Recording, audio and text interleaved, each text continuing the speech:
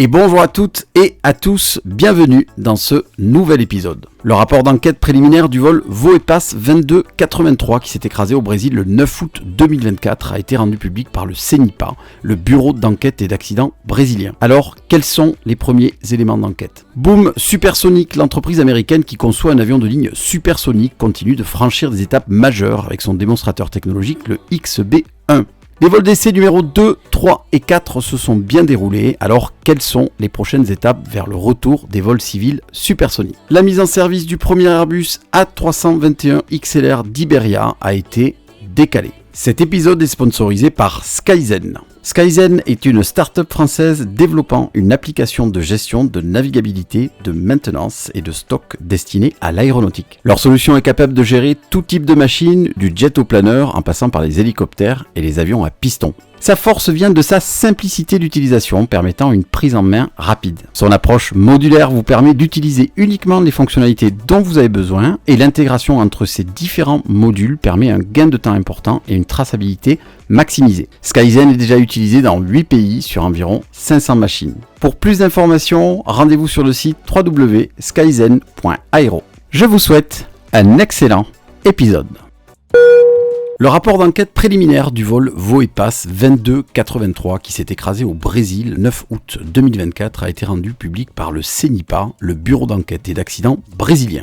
Ce crash a choqué l'ensemble des experts car des images montraient que l'appareil s'était écrasé après une vrille à plat, ce qui était jadis considéré comme impossible sur un appareil commercial. Pourquoi impossible ? Parce que des technologies d'alerte et de protection préviennent ou empêchent les équipages de sortir de ce que l'on appelle le domaine de vol. Autrement dit, ces technologies protègent les appareils contre les sous-vitesses et les décrochages ou les virages hors limitation. Il convient de rester très prudent sur les informations que je vais vous partager parce que l'enquête n'est pas terminée et les conclusions définitives seront remises à la fin de l'enquête. Aussi, nous allons nous attacher aux faits et rien qu'aux faits. Le 9 août 2024, un ATR 72-212 Alpha de la compagnie Voepas a décollé de la piste 15 de l'aéroport de Cascavel au Brésil pour rejoindre l'aéroport de Sao Paulo, gouverneur André Franco. Le vol devait durer environ 2 heures. L'appareil utilisé était un ATR 72-212A fabriqué à Toulouse en 2010 et immatriculé au Brésil. Il s'agissait d'une version ancienne de l'ATR 72. L'équipage était composé de 2 pilotes qui accumulaient chacun 5000 heures de vol. À noter que le copilote avait plus d'expérience que le commandant de bord puisque le copilote accumulait 3500 heures de vol sur cette machine alors que le commandant de bord disposait d'une expérience de 665 heures sur ATR. Les enregistreurs de vol révèlent que les détecteurs de glace ou de givrage, si vous préférez, se sont déclenchés 14 minutes après le décollage. La glace est un danger mortel pour un avion. En effet, l'accumulation de glace sur les entrées d'air des moteurs ou sur les surfaces aérodynamiques comme les ailes ou l'empennage peuvent affecter les facultés de vol d'un avion car la glace modifie l'écoulement de l'air sur les surfaces aérodynamiques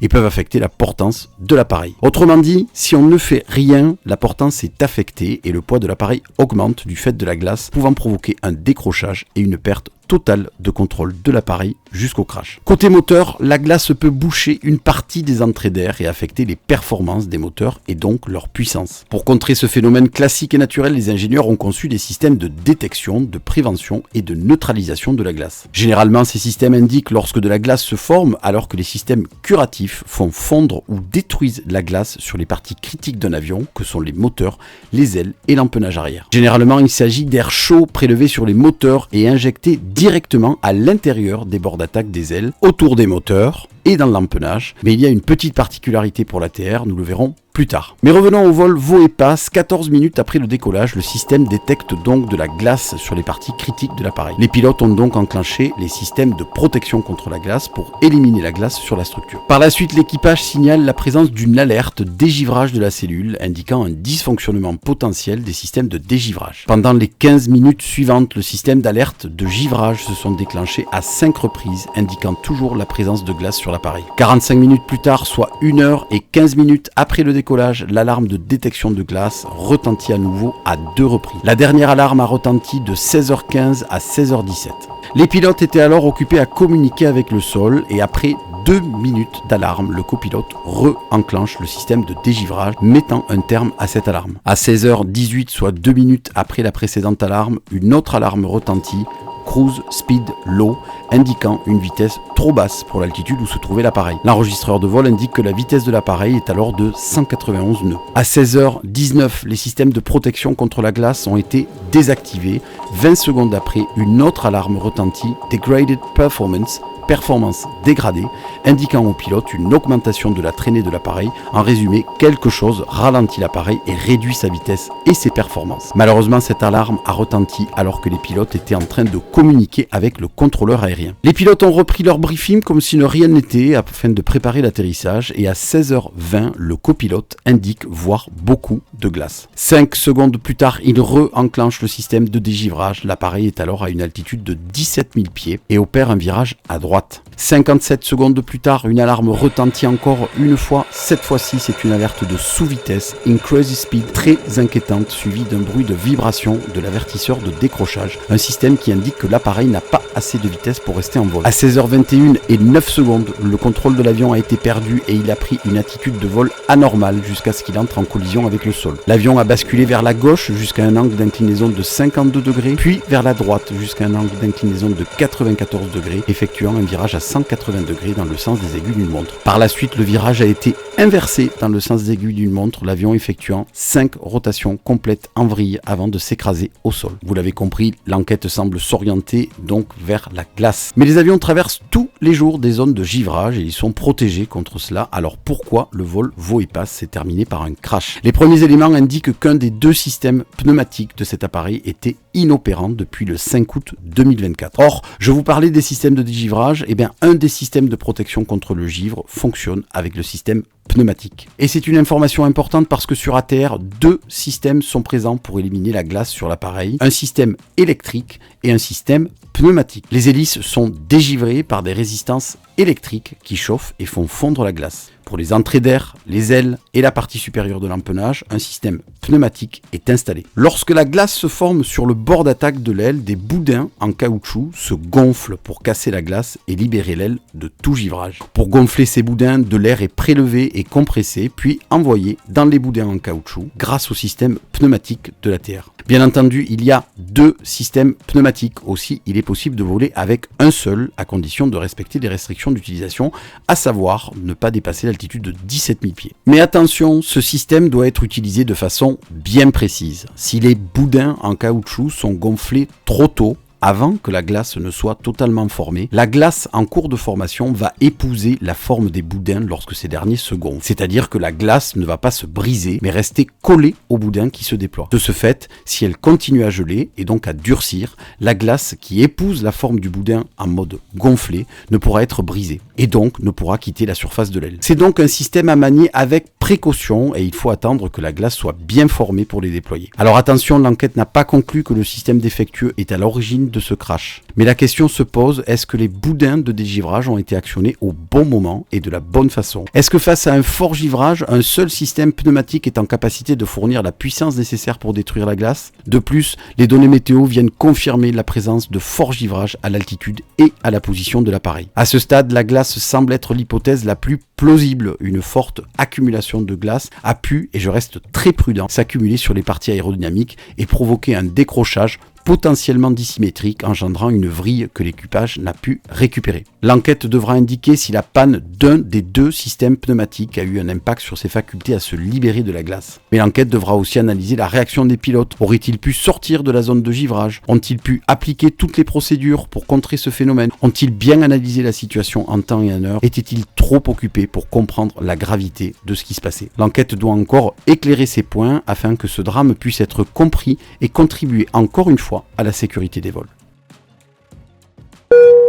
Et en bref, boom, Supersonic, l'entreprise américaine qui conçoit un avion de ligne supersonique, continue de franchir des étapes majeures avec son démonstrateur technologique, le XB-1. Après un premier vol réussi en mars, l'avion a réalisé avec succès ses deuxième, troisième et quatrième vols d'essai, marquant ainsi une nouvelle avancée dans le développement de l'aviation supersonique civile. À l'occasion du deuxième vol d'ailleurs, le train d'atterrissage a pu être rentré en vol. De plus, ces vols ont permis aux ingénieurs de Boom de recueillir des données précieuses sur le comportement de l'avion en vol, de valider les systèmes et de progresser dans l'enveloppe de vol. L'objectif à long terme est de certifier l'avion pour des vols commerciaux et de révolutionner ainsi les voyages aériens longue distance. Les vols 2, 3 et 4 du XB1 ont été l'occasion d'explorer de nouvelles configurations de vol et de pousser l'avion à ses limites. Les équipes de Boom ont ainsi pu affiner les modèles de simulation et mieux comprendre les interactions entre les différentes composantes de l'avion. L'appareil n'a pas franchi Mach 1, la vitesse du son, mais Boom indique que cela pourrait être le cas pour le prochain vol. Ces essais en vol représentent une étape cruciale dans le développement du XB1. Ils permettent de s'assurer que l'avion répond aux normes de sécurité les plus élevées et qu'il est capable de voler de manière fiable et efficace. Avec ses succès, Boom Supersonic se rapproche de son objectif de remettre l'aviation supersonique au cœur des transports aériens. L'avion supersonique Ouverture, qui est actuellement en développement, promet de réduire considérablement la durée des vols long courriers et d'offrir une expérience de voyage inédite aux passagers. Les enjeux sont donc importants tant sur le plan technologique qu'économique. Le succès de Boom pourrait relancer un secteur qui a connu un coup d'arrêt avec la retraite du Concorde. Les derniers vols du XB1 sont une excellente nouvelle pour l'avenir de l'aviation. Ils témoignent de la détermination de Boom à repousser les limites de la technologie et à offrir aux voyageurs une nouvelle façon de parcourir le monde.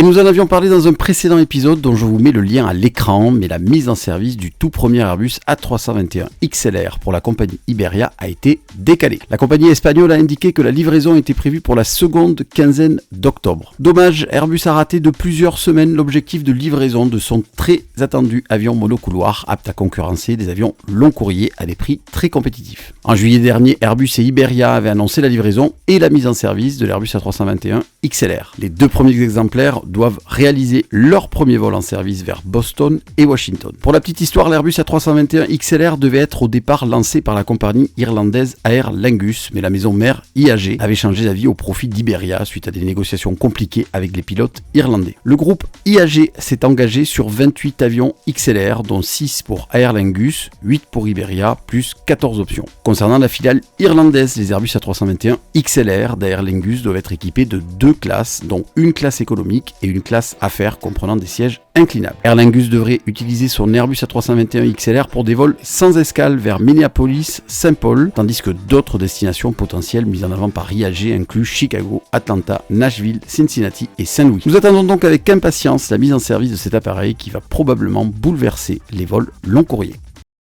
Si vous avez aimé le contenu, lâchez un pouce bleu et si vous ne voulez rien rater, abonnez-vous et mettez un coup de cloche. Je vous dis à la semaine prochaine sur votre chaîne Aéro.